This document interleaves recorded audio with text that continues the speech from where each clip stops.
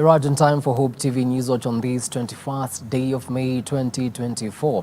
A very good evening to you and welcome to the broadcast. My name is Kimani and my co-presenter on the sign language interpretation tonight is Boniface Murithi.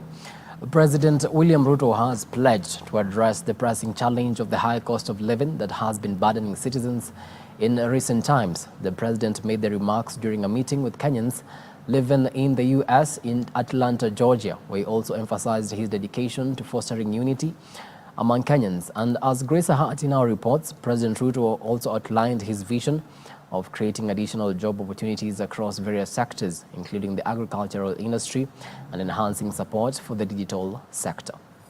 In the midst of economic hardships faced by Kenyans in the recent times, President William Ruto has reiterated his commitment to addressing the pressing issue that has been a burden to the citizens. The president's pledge comes shortly after defending the government's decision to implement additional taxes on Kenyans, emphasizing that his move is part of a comprehensive strategy aimed at enhancing the country's revenue streams and reducing its reliance on borrowing.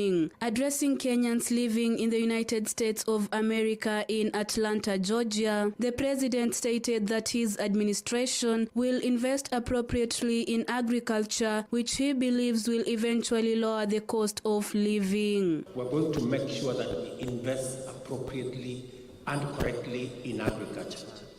When I came into office, I said we are not going to subsidize consumption. We are going to invest in production.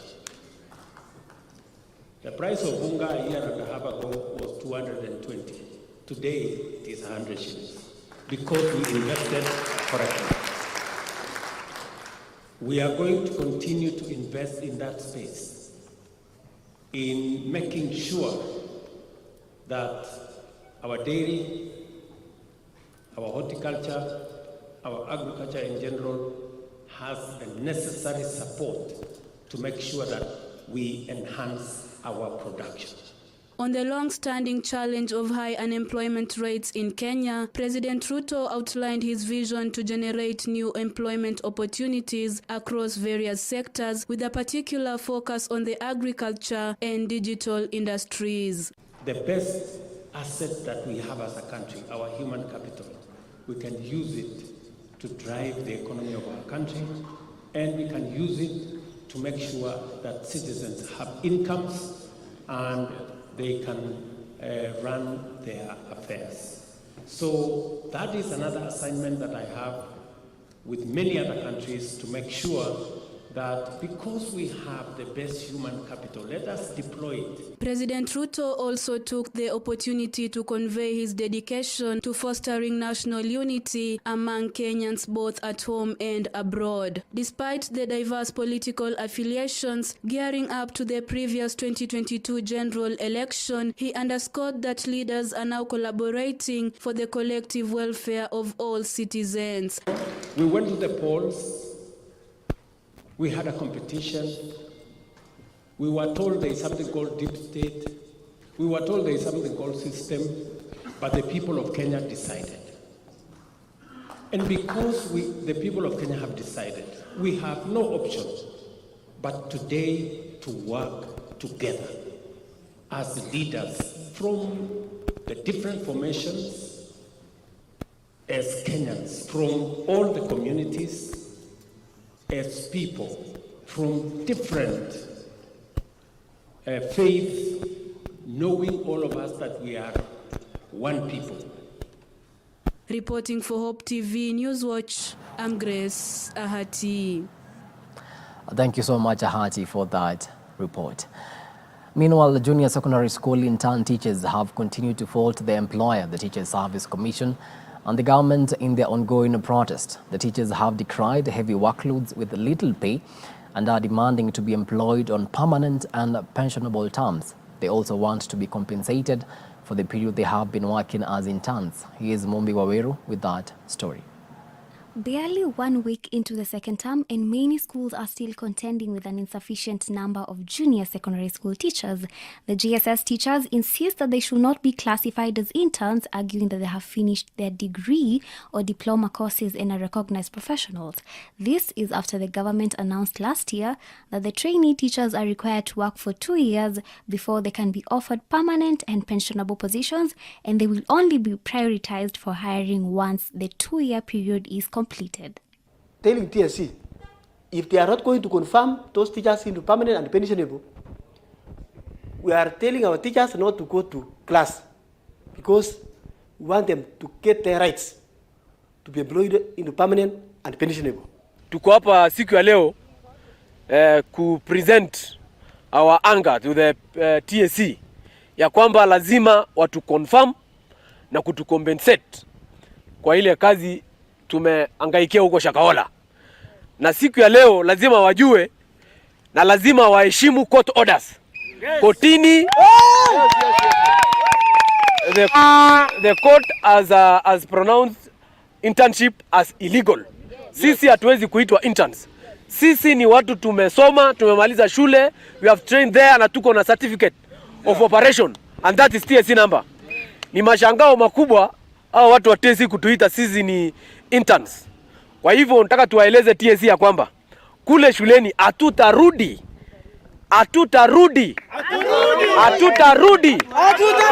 hadi pale watatupatia barua ya PNP. The teachers affirm that they should not be called interns. They also insist that the TSC should follow the court ruling that had declared the intern teacher position illegal. This is despite the TSC stating that the judgment was stayed until August 2024 and urging the teachers in the internship program to obey the court order and go back to work. We want the TSC to compensate us and confirm us. We have suffered, we have given service to the learners of Kenya. We have adhered to competency-based curriculum and we have suffered for many years. While studying at university, the parents have spent so much on us. They have invested everything they have. And we have taught in school. We are competent. We have undergone many trainings concerning CBC. Since the journey started 2022, we were trained. And we are also going on with training. On the other hand, Kenya Union of Primary Education Teachers, KUPPET, West Pokot branch has today directed all junior secondary school teachers in the West Pokot County to completely suspend their operation until when the government, through the Teacher Service Commission, employs them on permanent and pensionable terms. Addressing the media in Kapenguria, the union directed the striking teachers to report to the Teacher Service Commission offices in Kapenguria to demand for their rights, maintaining that all learning processes shall be brought to a standstill if their employer will continue giving them a deaf ear. Reporting for Hope TV Newswatch, I'm Mombi Waweru. Thank you so much, Mombi, for that report. Cracks and differences continue to escalate between both the national government and the county government of Kiambu over who is mandated to undertake the construction of markets that had been promised to the people of Kiambu by President William Ruto during his campaigns. These come in days after a boda rider allied to Kamenu MCA in Thika was allegedly shot at by Gatundu South Member of Parliament George Kagombe when a feud arose over who between Thika MP Alice Ng'ang'a and Kiambu Governor Kimani is supposed to undertake the same. Nelia Sonjiro with more. Differences have now spilled over to the Kiambu County Assembly, with two sides opposing each other, some supporting the national government with others saying the role of the markets was left solely to the county government. That there are those functions that were devolved when we promulgated the 2010 constitution. And that should be respected by all of us. Actually, there is no elected leader who never saw by our constitution that we are going to protect our constitution. And if the constitution dictates that there are those functions that were left to the county, let those functions be left to the county and be respected. And so actually those scenario and all these shenanigans that we are seeing is because people don't want to stand to what they were elected to do. Speaking at the Kiambu County Assembly, some of the MCAs supporting the national government claim that most of the markets had been proposed for the construction, but the national government were not factored in the county's budget. Hence, the MP should be left free to oversee the same and ensure the President Ruto's promise are delivered. We have projects from the national government as well that are also being done. We have drilling of boreholes, doing of water pans. That also counties are actually also doing their own projects, which is piping and also they are actually doing the same thing. But also the national government through the ministry has its own projects which are similar to the ones in the county government. Na tunasema kama hii pesa ni mingi sana jameni ya kujenga soko, si ifanywe kwa kitu kingine. Because one of the challenges we have in Kiambu County, we have a deplorable state of our roads. So if the money is too much for everybody who wants to do markets, the money can be channeled to other projects. The money can also be channeled into making sure that those young people are engaged in meaningful activities. However, those for the county government accuse the MPs of overstepping the mandate, saying that the issue should be left solely to the county government since it was the only one mandated to oversee the same. Na ile kitu ya kuhuzunisha ni ati katiba inatupatia ruhusa sisi wana county government kufanya ile kazi ambayo tunafaa kufanya kama kujenga masoko. Hiyo ni kazi ya county na hatujashindwa kufanya hiyo kazi. Kama mjumbe anataka kujenga soko, atafute mahali pengine ajenge. Hakuna mtu anamlazimisha kujenga mahali county government inataka. We don't have a problem with the markets that are being done and mostly funded by the President of the Republic of Kenya. But the members of parliament need to respect Governor Kimani Wamatangi as a sole custodian of all Kiambu County land. We should not lie to the people. We should let the national government do it. And if we want to do another market at the same ward, we're going to approve the monies. And because the Kameno ward is very big, it has 55,000 voters, so we can do 2 more.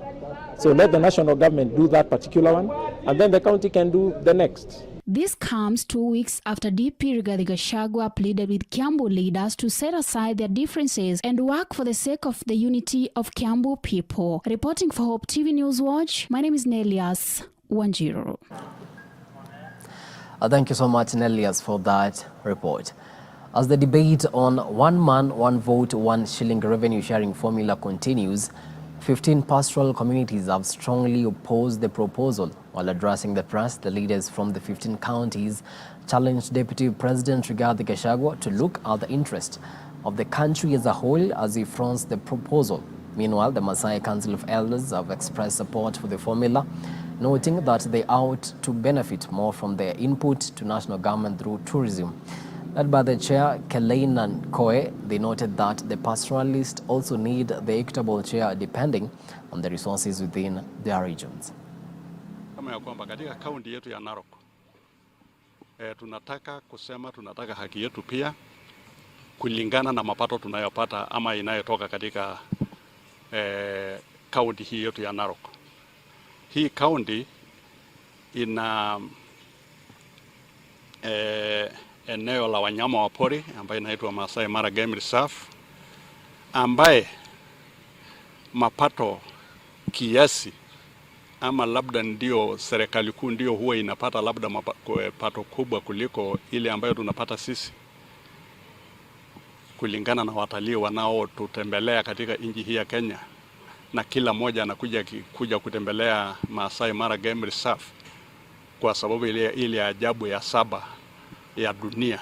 And so for this 1 shilling 1 vote, which has been driven by mostly women like myself, I also want to inform my community that we too are people that need to be equal to others. Because you look at it, the mathematics, and you say 1 shilling, 1 vote, 1 whatever, people will have to come and use their numbers. But we, the pastoralists, we don't have that kind of a number. But we also have things that we can use to be equitable with the others. Like 80% of the land, according to the Constitution, lies in the hands of the pastoralists.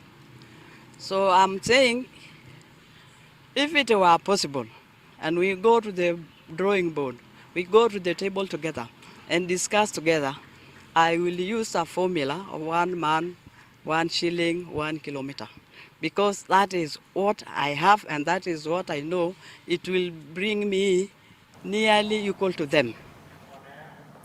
Moving on swiftly, and local NGO healthcare organization has extended a helping hand to approximately 1,000 vulnerable families in Narok South affected by the floods during the 3 months of heavy downpour. The communities living in Ngoswani, Majimoto, Ntuka and Narusura, which have been grappling with the aftermath of downpours, leading to widespread destruction and displacement, benefiting from over 11 tons of food, 50 bales of sanitary towels, and blankets. Here's Mason Lowell with that report.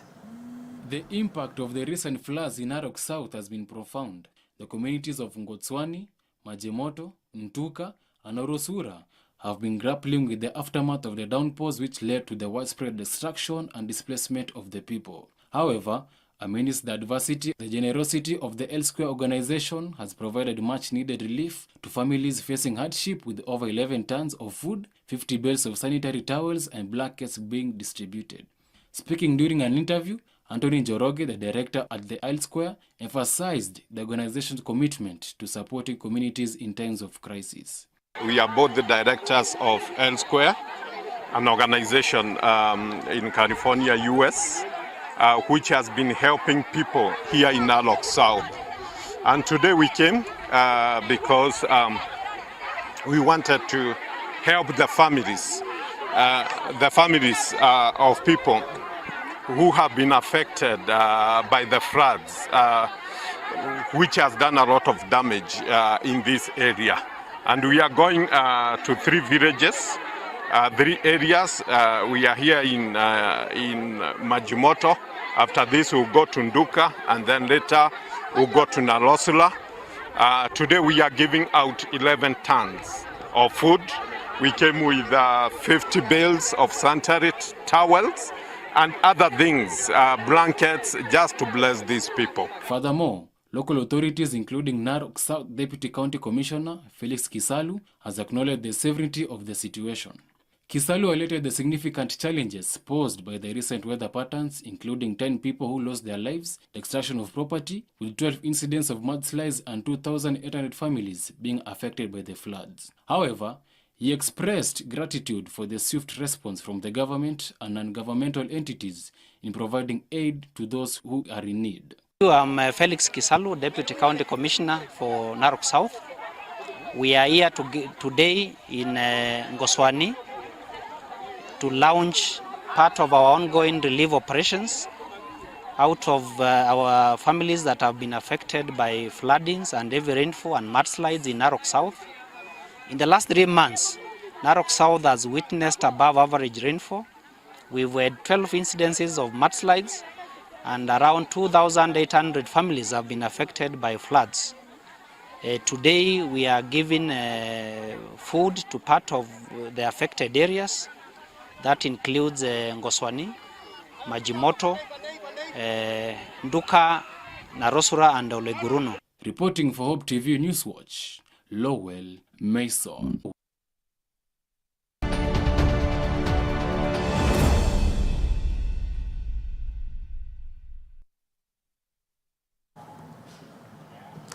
Now let's get down to business. Kenya is open to receiving fellow Africans and people from all over the world seeking quality healthcare.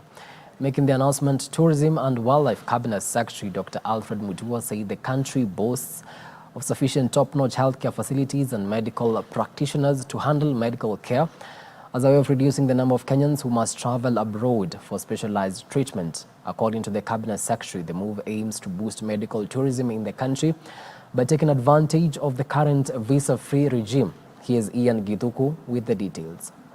Addressing the press after holding a meeting with major stakeholders in the medical industry, Tourism Cabinet Secretary Dr. Alfred Mutua stated that the country has now fully opened its doors to all foreigners for medical tourism. Mutua stated that Kenya currently has top-notch medical facilities able to offer medical services such as cardiovascular operations, brain surgeries and cosmetic surgery, adding that Kenya is the leading provider of mental health treatments. The Cabinet Secretary further revealed that an agreement has been put in place between the government and stakeholders in the Kenyan medical industry to ensure that Kenyan hospitals work together and share facilities by referring patients to each other to avoid a situation where a hospital refers a patient outside the country for treatment, whereas the facilities the patients seek are readily available in local hospitals. He said the government is working with various county governments such as Kiambu, Nairobi, Uasin Gishu, Mombasa, and Kisumu to ensure they up their medical facilities so that they can take part in the success of this program.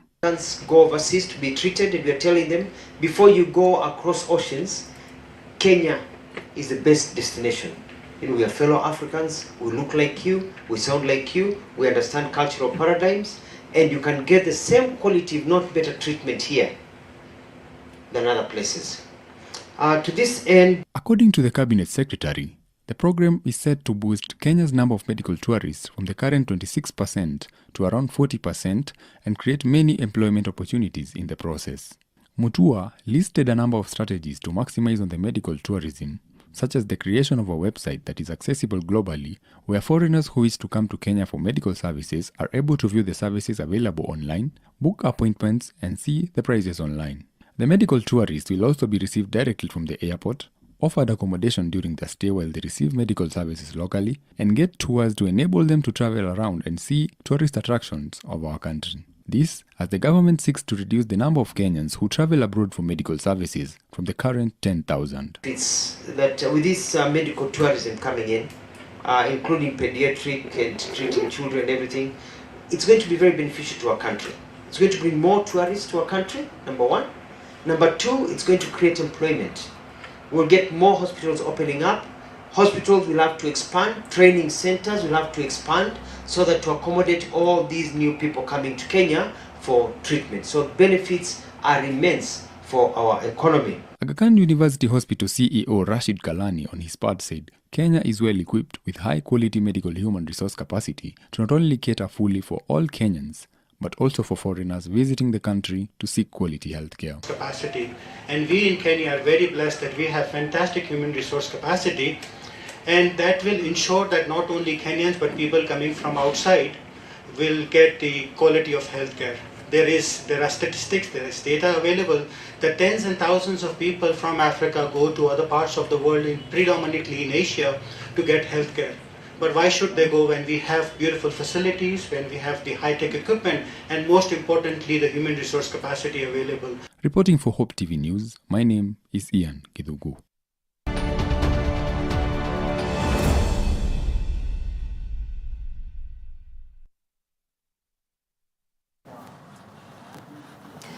And that was some sporting action now. KCB FC returned to winning ways after seeing off FC Talanta 2-0 in the FKF Premier League match played at Dandora Stadium in Nairobi.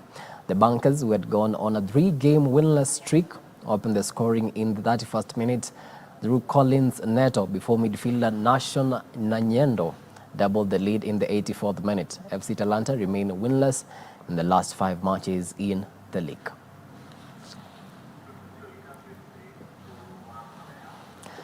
Well, on Saturday, Hope Media is celebrating 20 years, that is Hope FM.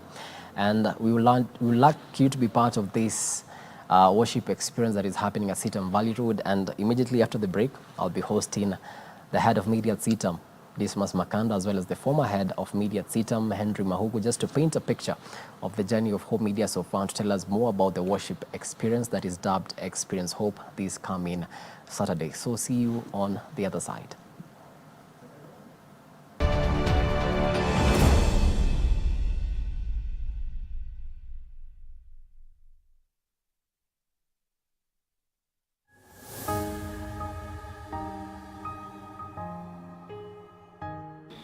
Watu wa Mungu, Be the vocalist hapa, and I'm just here to give you a testament. I am a living testimony of the slogan of Hope FM, where they say, listen and live. I am such a serious testimony and a testament to that statement, because they have impacted my life big time. And imagine ile kitu wanauliza ni ati, the way they have impacted my life and your life, tunaweza jaribu pia to spread hii kitu mpaka uko mashinani, to spread hii word ya God uko mashinani. And the only thing they're requesting us to do is just contribute 100 bob. We just become partners with them. Na una partner tu na so bob moja. Lakini pia kama una feel uko philanthropic sana, unaweza piga jil 2. Twende hivyo, eh? All right? And so they are calling it 100 for 1, where you just give out 100 bob and they can reach out to another soul. And of course mnauliza, okay, tuko na iso tunatuma wapi? Iso tunatuma via M-Pesa na tuko na paybill number. Paybill number yetu ni 933. Alafu hapo kwa account name, all right? Andika tu FOH, yani Friends of Hope. Alafu tuma ile kitu natuma. Hapo mbele ni pin number yako na ni siri yako. Alafu tu ushamaliza hii kitu. Click on the send. Na imagine utakuwa umefanya kitu moja serious sana. We as Hope Media tutakuwa reach out to one soul. God bless you. Be eaten.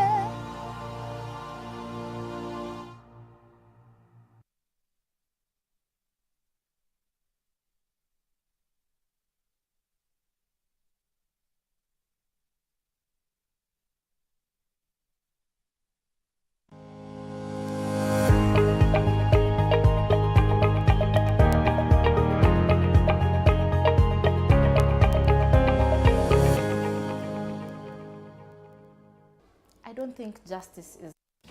Are you ready to celebrate the brilliance, resilience, and outstanding achievements of remarkable women in East Africa? Hope Media, in partnership with BH Media Agency, brings you the East Africa Women of Excellence Awards Kenyan chapter. The East Africa Women of Excellence Awards Kenyan chapter aims at celebrating and honoring the unsung women trailblazers and the change makers in various fields of influence. Visit our website at www.womenofexcellenceawards.co and vote a woman of impact in the various categories. Let's celebrate the incredible achievements of women together. And don't forget to tune in on the 14th of June this year as we honor the winners. For partnership and sponsorship, call Eunice on 0719 863 336 or Warren on 0724 514 998. You can also email customerexperience@hopefm.org. The East Africa Women of Excellence Awards, recognizing East Africa women of impact. Do you remember?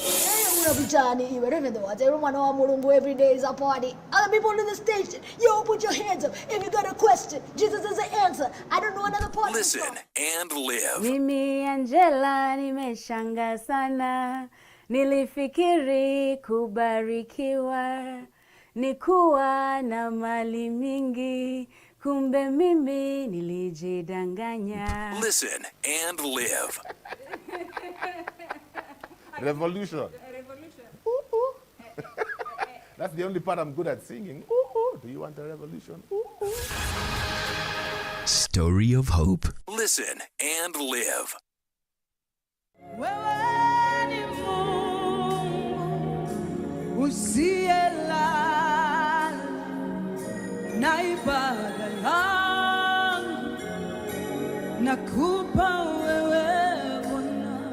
To get Wewe ni Mungu by Evelyn Wanjiru as your Skiza tune, SMS the word Skiza 88300028 and send to 811.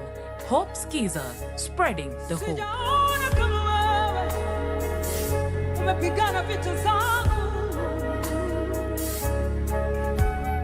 Nakupa ibada ya moyo wangu usiku wa leo.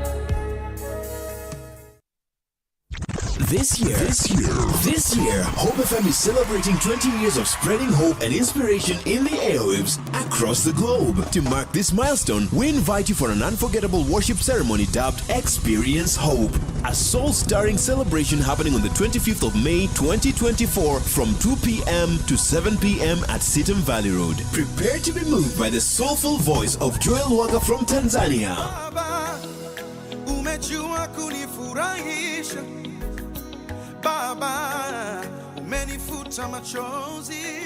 Alongside celebrated Kenyan artists Peter Watako, Kathy Praise, Bitson and Karura Voices, and Godwill Babete. Don't miss out. Get your ticket now on www.hopemediakenya.org or dial *826*50#. Charges are 1,000 shillings advance tickets and 1,500 shillings at the gate. So mark your calendar, get your praise game on, and see you at Experience Hope. All are welcome.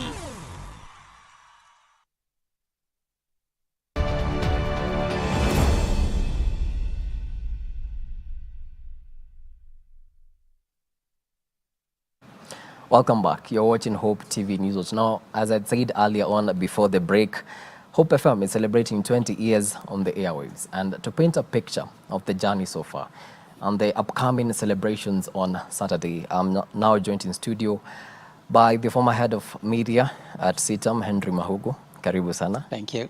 And my boss, the head of media at CITAM, Dismas Makanda. Thank you, Ken. Karibu sana. Asante. Let me start with you. What is hope to you when you think of Hope Media? What is hope? I mean, hope is, for me, when I think about hope, there's a feeling that comes to me, especially as a man, where men are expected to do a number of things in the society. Yeah. I mean, the pressure around the male figure in terms of expectation, leave aside leadership in terms of the godly assignment of being a priest, providing, leading your family. Sometimes you reach a place where you feel like, man, this is difficult. So when I hear about hope and Hope Media, it speaks to me as a man that in the midst of many things, there is hope. So for me, it's a lifestyle. It's a lifestyle. Yeah. Mr. Mahugu, Makanda said that hope is a lifestyle. To you, when you think of hope, what comes in your mind? The underlying theme behind hope, I agree with my brother, Mr. Makanda, is that for sound was to listen and live. That's scriptural. And for TV is to look and live.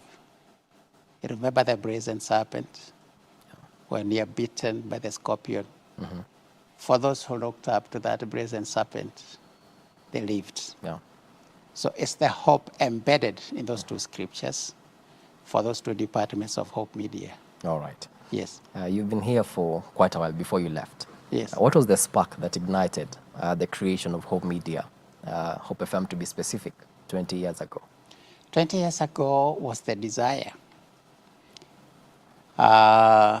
Nairobi Pentecostal Church, then, before it became CITAM, led by Senior Pastor Dennis White, used to purchase time through Kenya Broadcasting Corporation, KBC, to do broadcasting and to reach out to Kenyans and wherever else KBC could cover, and do some kind of evangelical outreach. In fact, that's how I got saved, by listening to that broadcast. I was in the other big church. But I wanted, when I heard the way he talks and the way he preaches, and the word of God became alive.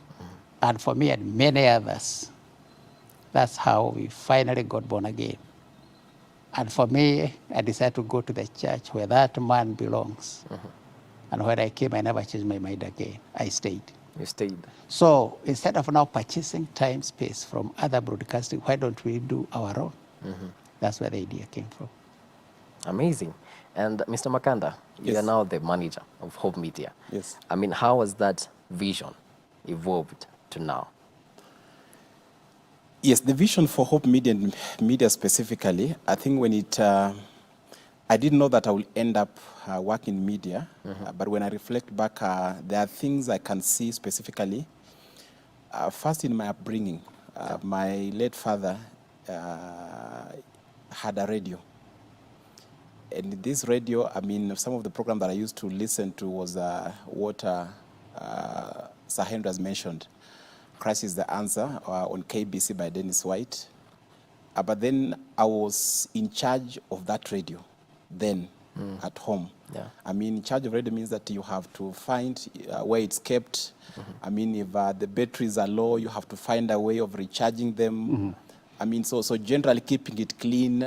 So I was literally in charge of radio at home at my early age. Then I did know. But when I later went to the college again, there are two things that made us not really rhyme well with my roommate, the person I lived with at campus. For me, I would only sleep when the music is on, but the lights must be off. While my roommate would only sleep when the radio is off and the lights are on. So it was really a struggle. Yeah. The radio has to be on, and the radio was Hope FM then. I never knew that I would work here. So then Hope FM was a point of disagreement between me and my roommate. I would want the radio on and the light off. Him, he would want the light on and the radio off. Wow. So those experiences, when I look back, I think God was preparing me to be in a radio environment. Yeah. When I was young, when I was in campus, initially I had wanted to be a doctor, but then it didn't work. I went to the university to be a teacher, then that didn't work. I ended up doing a business course. So I knew I would work in a business environment, but then God knew He would prepare me to come to work in a media house. So then I moved to not a Christian media house, main media houses in the country, worked there for quite a number of years. But then again, I never envisaged that I would work in a Christian media house. So when a call came, I wasn't quite sure that this was the right call. But when I look back today, Ken, I think the Lord had a reason why. Because of the things I've seen, the impact I've seen media, Ken. It's unfortunate that many of the people today, even in church, don't understand the impact of media. It's a mountain of influence, but the emphasis that we put in sometimes discount the impact of the media, the people we're able to reach. Amazingly, I would say some of the presenters we have today, they have such a huge impact than many of our pastors, who handle a congregation in a four-wall church. I'll give an example of Activate that happens on Hope FM. When you look at the numbers of people who gather in the morning, close to 500,000 people who tune in to listen. I don't know, Ken, what amount of money do you need and space to gather 500,400 people to listen to you? And therefore, for me, the vision of work in this place began at an early age, but now it has come to my realization that the call to go out to the world and reach out to the end of the world will be accelerated when media is embraced in what we do as a ministry. Not only in CITAM, but across the globe. Many of the ministers, when you look around the globe and single out some of the very influential, impactful ministries, you realize that media is part of the agenda. And therefore, I think we are in God's design. As a ministry, personally as a man, I think I'm in God's design. This is the time God wanted me to be here to ensure that we have an impact in the space, but also lay a foundation for other people that will come. Amazing. Mr. Mahugu, not many media houses can boast of being in the market for 20 years and counting. We've seen many media houses opening up and shutting down, not just in the country, but even globally. What do you think is the secret to the success of Hope Media's longevity? A very good question, Ken. It's because it's God's business. Jesus said He will build His church and the gates of hell shall not prevail against it. The other thing is that leadership, the way CITAM is established as a society, first the church part, and then the business units, is that we're all under the governance of a deacon board, very professional people, high class, top class in this country, who offer their services, people of different profession. So they are skilled in their own way. Many of them are CEOs. Then we have the spiritual unit, which is led by the Council of Elders, who give direction. Then the theme of CITAM in its vision and mission, so bears the same connotation at Hope. And then it's a wing through which now CITAM voices its evangelical call to the world. So the choice of program, so the programming, and then the financing bit, which is the most difficult for many organizations that are in media, is that it's supported 100% by the CITAM establishment. It's supposed to make its own money, like all other media houses. But the backbone of its financial support is the church, through which actually, like we saw during the COVID time, it became like the Catholic or the Basilica. Everything was concentrated in this very room where we are seated. And all the church activities were being done from here. And therefore, it becomes a very inseparable unit of the church, because it's the voice to the public, again, on a continuous basis, because now they own it 100%. This is actually CITAM has been the main partner. Yes, it's the main partner and funder. Yeah. The Assembly's fund. Mr. Makanda, do you have any notable partnership that you have in mind that actually greatly contributed to Hope Media's success apart from CITAM as a church? Yes, I think our number one partner, other than the CITAM, who is our sponsor, is the people we call Friends of Hope. We gave them a name recently called Rafiki Waso. I mean, so meaning these are strong friends. And I have witnessed in the last 2 years I've been here, dedicated men and women, local and abroad, who monthly, sometimes daily, people bring their resources. I mean, some walk in. I've seen elderly men, a couple walk to our reception, carrying an envelope. Others say, please give me a receipt. Others just drop the money and they leave. I mean, they understand the vision of the ministry. So number one is the Friends of Hope. And I've said this cuts across all ages. I've seen young people in university who on a weekly basis give us about 100 shillings. I mean, this has made a lot of change and impact. Number two is our advertisers. For those who listen to Hope FM and Hope TV, we've had people who have been very consistent. I wouldn't want to mention them, but when you listen to the airwaves, I mean, from a number of industries. One, we have parachurch ministries and organizations looking at the family of EAK and all the affiliates, NCCK. When you look at the banking industry, have supported us. When you look at the real estate, when you look at hospitals that have been close and supported us, when you look at the ministers of the word, people who buy airtime to preach, there are men and women who have been on airways for a number of years, and sometimes you think they do not support. I mean, they give us content, but they still pay for that space. And therefore, I must admit that there are partners who have done this. But probably some of the areas that we begin to realize today that will be affecting us that we need to quickly work on, and thank God my predecessor, Sir Henry, is a finance person, is the area of work ethics and faith and morality. Probably he'll be able to expound on it. How do you find balance when you're working in church so that you do not confuse the work ethics and the works of grace? So therefore, part of the responsibility we have here as leadership and as a ministry, especially CITAM, and it's one of our key values, is accountability.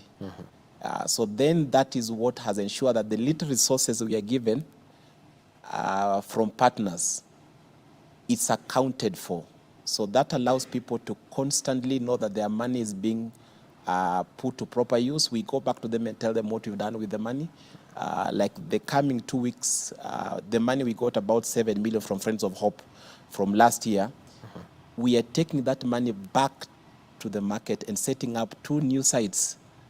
So in 2-3 weeks, you'll be hearing us announcing frequencies in spaces where even national broadcasters are not. We'll be the first national broadcaster in that region. Why? Because we are moved by the souls and lives, not necessarily by commerce, and therefore the people that trust and give us resources, they know the money is going to the right place. Probably, I don't know whether, Sandro, you want to comment about work ethics, morality, and how do you find balance? Yeah, interesting. Those 2 words, many times they overlap, particularly for those who are bodies like Grace and Mercy and business. Morality, simply put, would be where you have a deity who has given commandments, like the 10 commandments, and then expects you to follow those commandments to the letter. So it's a higher being, and then you can call that a moral code. Business ethics will be the generally accepted transaction principles. For example, if I buy something for 1,000 shillings and I have a company, I will debit the expense and credit my bank. So double entry becomes an ethical standard to be applied. It's not clearly defined in the 10 commandments. Then these 10 commandments depends on whether you are a Christian for Jehovah, Allah for Muslims, atheists who never believe in God or Satan. It could be a Buddhist. So they could have their own transactional issues like the Sharia bank, they're not charging interest, and this, so that you don't find many Christians go to Sharia banks because their ethics and their morality probably is not in terms of, there are some kind of differences. So what happens is that now business will be transacted across the board based on ethics, not morality. Because we have different codes that will stop a group of people who believe in this one and believe in another deity. And therefore now these are the transactional ethical standards are the ones that we conduct business, because we're in the marketplace with everybody. For example, where we are located, Sitam Valley Road, is amongst all these other businesses around them, including ACC, including whoever else. So we're in the marketplace. So how do we live in harmony with one another? So we set ethical standards. So by different profession, they establish their standards, and they are generally applicable. The government also adopts and expects people to go by that. For example, if it's accounting, we have auditing standards, we have accounting standards, and so on. So they expect everybody else to do matters in accordance. They are not acts of parliament, but agreed ways of doing things. So those are called ethical standards. So business is generally transacted based on ethical standards. But what happens is that the ethical standards are kind of aligned to the moral code. So that if you say love one another, so whatever you don't want to be done to you, you don't want to. So when you set that standard, you want to be fair. So there's fairness in ethical standards so that everybody can accept them, no matter your deity or the code that your deity has given you. But so there's almost, like Jesus summarized these 2 commandments, love God and love your neighbor. So as you love your neighbor, so there's fairness. So the standards will be based on that. So now, if you try to transact business based on moral code, many times it might not be accepted by others, because the uniqueness of your deity might prohibit other people wanting to transact with you. And that's why, like now in mosques, they don't allow a pastor to go and preach a sermon. Now we sit on Valley Road, allow an imam to come and preach a sermon. Why? Because of the moral conduct of their deity. So I think that might help to explain. It's actually answered in the right. Yes. And Mr. Makanda, since you came, you've seen many changes. And you've talked about Rafiki Mso. We saw the Hope FM podcast and also Hope Skiza. I mean, what is that one innovative content that you think has had the most surprising impact on our audience since you came? Yes, I think in terms of content, we deliberately decided to create more space for young people. We truly believe that the young people are part of our journey 20 years from now. Men and women who were there in 2003 when we began the station, if you are 30, you are now 50. If you are 40 plus 20, you're now 60. So then if we don't begin to create space for young people, I mean, chances are that we will not have a station 20 years from now. So some of the things that we have deliberately and we've seen impact is the content around the young people. I will pick one that happened on TV when we did one of the biggest youth talent show called The Rough. Yeah. For me, this was a highlight. Going across the country and the counties and bringing together born again and those who are not born again, Muslim, from all faiths. About 500 people, young people auditioned across the country, narrowing down to about 30, putting them in academy, staying there for about a week. Some of them getting born again, getting the finalist. For me, it was a highlight. Then when you go back to radio, creating a space for young people in the afternoon, for me, I've seen quite a bit of people who have been transformed. Some of them are not generally young, but they're young at heart, and they'll resonate well with the content around young people. That has been quite outstanding. The space around prayer and devotion. Anytime we've held Acacia, you will see the response of people who have a desire to come and just pray, either whether it's an on-air Acacia or people are physically there. That has been quite outstanding. Recently, we launched a program on radio in the morning at 4, devotion and prayer. We call it Recharge with Maria. Initially, we thought people do not wake up, but when we look at the numbers, people are looking forward to prayer.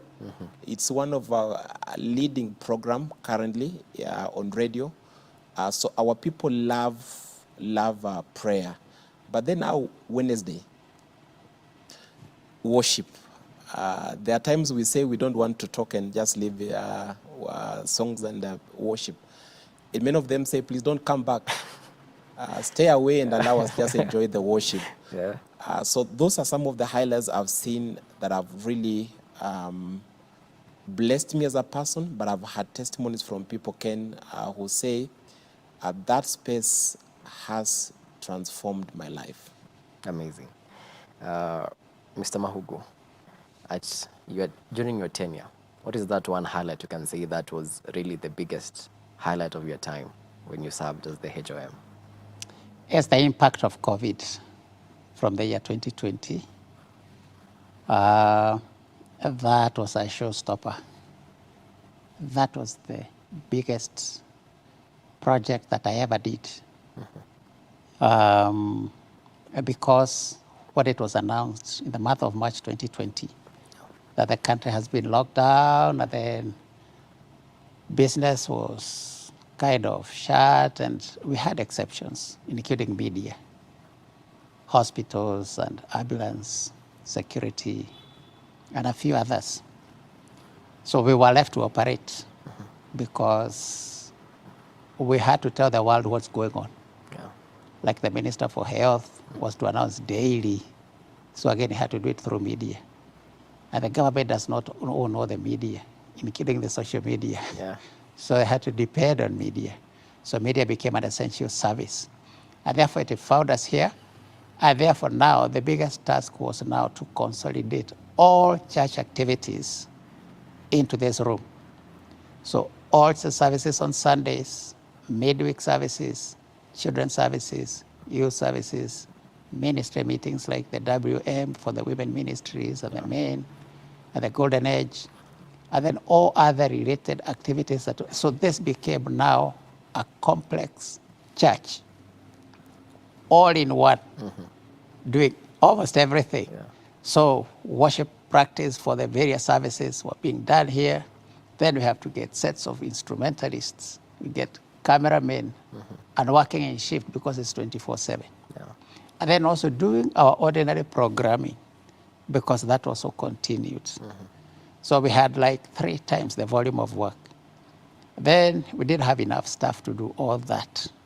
So what we had to do was all the small media units that we have in the assemblies, we borrowed staff from there. So Bishop mobilized those people for us so that anybody who can hold a camera, we have. Then what happened is that we didn't have enough equipment to do all the activities because sometimes they overlapped. So we had to get a spare room, which is a studio, so that we get some cameras there, some instruments there. Then we get teams that can do the worship teams, can do the instruments. Again, borrowed from the assemblies.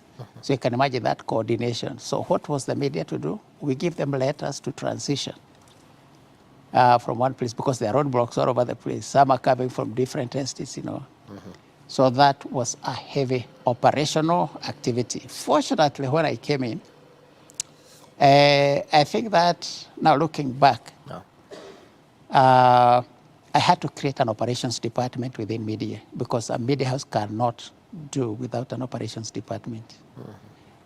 And the description that I gave that department is to control whatever must move and what must not move. That was my definition of operations. So if there are teams to move at midnight, if teams to move at 4 o'clock, that was the work of the operations manager. Then organize transport, make sure everybody has got a letter, they have transitioned safely. Sometimes they had to drive the vehicles themselves and take people, make sure that everybody is delivered home because they could be arrested and locked in, they didn't have badges, they didn't have letters. So that was huge task. So that was very, very, very big. Amazing. Before we talk about Hope at 20 celebrations, someone has a question for you, Mr. Makanda. The year is 2044. Hope Media is 40 years old. What will you want to be said of you as the HOM? What is my vision? Or what I desire this media house to be? 20 years from now, I desire that will be the biggest Christian digital platform. But besides that, in terms of terrestrial, every person in this country can have access to the saving grace through Hope Media. I mean, the places where we are not able to reach as a ministry, the 47 counties of this country, they are able to listen to Hope Media. But more important, transition into a high technology digital media where everyone across the globe can access the content very clearly. And 4 things that I would really be happy, especially for the environment that we are in. Number 1 is that the people who work here are constantly, their life will be transformed. I call it Christ-like. So that it's not a space of us transforming the people out. But the staff that work here, every person when you come to work here, I mean, the space begins to work and change you. Number 2, the desire is that the media house will be sustainable in terms of raising its own revenue, external revenue that can make us operate without necessarily depending on church. I mean, we'll have enough resources to give to the church to put up assemblies, pay salaries for pastors, as opposed to what is happening now. We get money from church to pay workers here. That's number 2, Ken. Number 3 is the aspect of quality. I mean, we are not where we are supposed to be in terms of quality. I desire 20 years from now, the level of quality, I mean, must be to the world standard. I mean, when you watch our screen and listen to our sound, we must be competing with one of the leading media houses across the globe. But last and not least is our speed of execution. I mean, if a client comes in and walks in our media house, he will feel valued, execute client's work with a lot of speed, but with a lot of excellence, so that every stakeholder that engages and partners with us 20 years from now, I know it's a journey. With the help of God, we should be able to reach there, shape opinions in the country, and shape opinions around the globe. I will be happy that if you want to pass an information around this country, you must find out what Hope has said. I mean, you must engage us and so shape opinion generally, here in the country and across the globe. But most importantly, to see many and many lives turning to the Lord through the airwaves. Almost on a yearly basis, there are souls that are recorded who come to the Lord, but the numbers are not yet there. So we want to see these numbers growing 20 years from now. Amazing. 20 years from now, I hope you get to watch this footage and be proud of the success that you brought in at Hope Media. Yes, yes. Hope FM has turned 20 years. Yes. Talk to us more about the event. What the Friends of Hope should expect this coming Saturday. We expect to give thanks. I mean, it's a Thanksgiving celebration. Just like the same way people in families, when you turn a year old, I see people gather around tables and families, and they make it an occasion. I think for us, it's an opportunity to come together with all stakeholders across the country, those who believe in what we do, to stop and just celebrate. So we decided to do this in a way of Thanksgiving. And therefore, we'll having a session of meeting together here at Valley Road on Saturday. The preparation is underway, and we are almost at the final stages in terms of what will happen on that day. The notable activity on that day will be worship. So we'll spend about 5 hours, Ken, just worshiping God. I mean, telling God, it's you that has brought us this far, 20 years back. But again, we'll be telling God, as we move forward 2 years, 5 years, 10 years, 20 years from now, we cannot go alone. Yeah. I mean, despite the challenges we see around today, and you're a media personality, you speak to your fellow media guys, you're a key guy, they will tell you that the environment is not very friendly. It's tough. It's quite tough. Yeah. I mean, many people want to pull out, others want to change their courses. But I would want this space where every media personality would want to come and work 20 years from now. But we know with our own ability and strength we cannot do it, and therefore on Saturday we'll be telling God, together as a family and as a community, we'll have leaders from CITAM ministry, leaders across other churches, leaders from government, I mean young people and old, 5 hours of worship and thanking God. And therefore it's a celebration, a Thanksgiving event, reflecting and planning to strategize how we move forward from this year. Mr. Mahugu, what should the supporters of Hope Media expect on Saturday? They expect a lot. The good thing with the Kenyan population, people love God. And when I talk about population, generally all religions, people have their gods.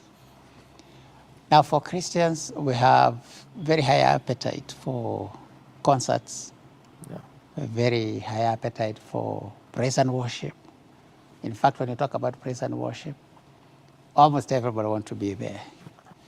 For example, even when we do caches without praise and worship, they will not sound like caches.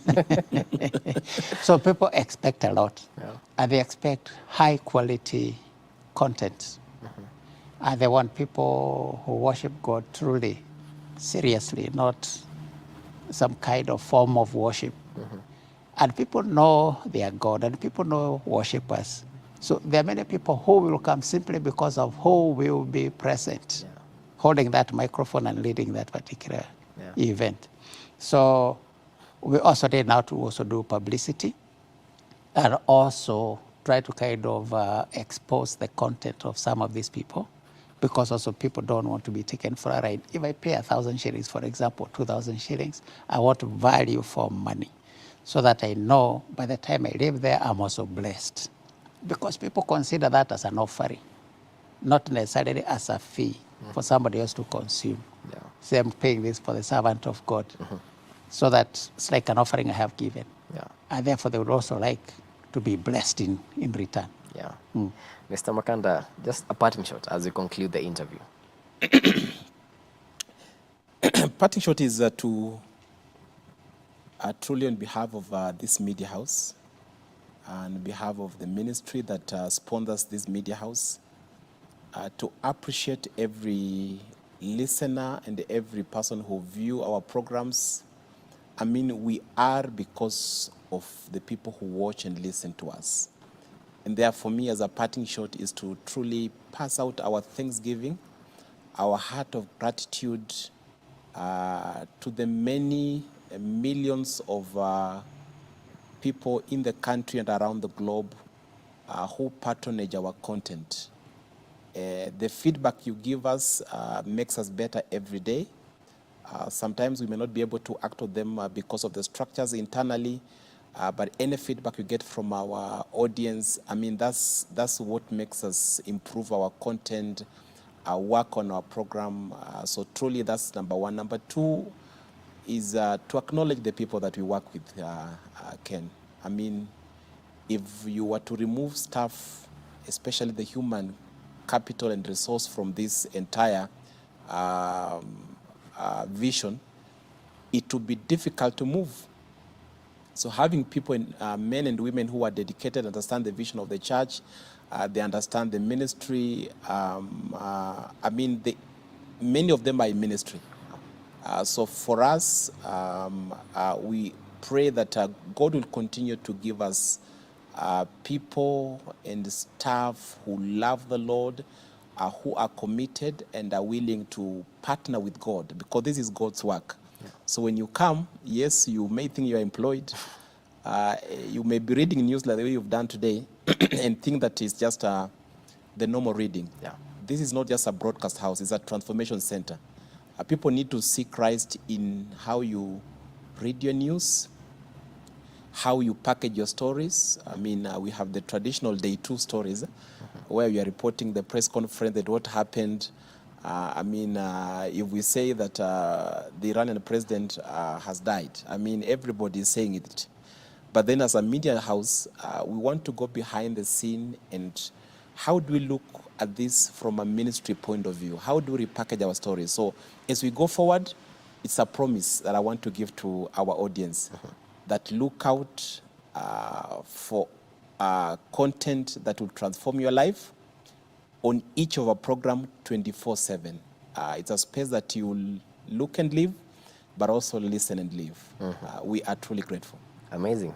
You say that this is not just a broadcasting house, but a transformational center. Yes. I mean, what a parting shot. And that has been the current head of media at CITAM, Dismas Makanda, and the former head of media at CITAM, Henry Maugo. Thank you so much, gentlemen, for your time. Thank you. Most welcome. And just to remind you that on Saturday we are having our worship concert dubbed Experience Hope, as Hope FM celebrates 20 years.